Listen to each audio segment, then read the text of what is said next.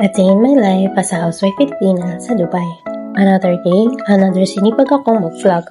Assalamualaikum gorgeous! Kamustang araw ng mga mami na stay at home na nag-aalaga ng makukulit at chikiting at sa mga super mom na multitasking na peg. Samahan niyo ko sa isa na namang produktibong araw. Alam niyo naman, bilang isang nanay, walang katapusan ng gawaing bahay. Kaya tara, samahan niyo ako sa aking daily routine.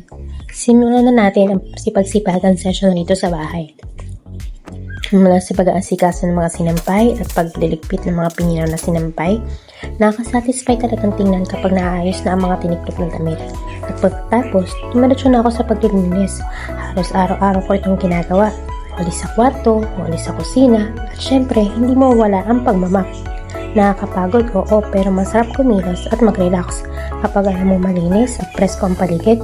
Alam niyo yan, at halos araw-araw natin ginagawa ang magligpit, maglinis at magkasikaso. At aaminin ko, nakakapagod talaga. Pero iba kasi ang pakiramdam kapag nakikita mo maayos at presko ang paligid, diba? Mas masarap kumilos at mag-relax. Natatapos na din ang ating mga gawaing bahay. At dahil nag-leave ang aking toddler, nagluto na rin ako ng paborito niyang hotdog. Simpleng luto lang pero siguradong busog ang ating munting dita. Kahit nakakangalay, basta para sa pamilya at para sa kaayusan ng ating tahanan, go lang. At siya na nagtatapos ang ating mini-vlog for today. Update ko na lang kayo sa susunod kong vlog. Pagod man, at least presko na ang bahay at busog na ang mahal natin.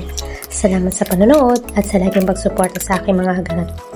Don't forget to like and subscribe para sa susunod nating vlog. Ingat kayo. Bye! Asaka la sinata. Thanks for watching. Mwah.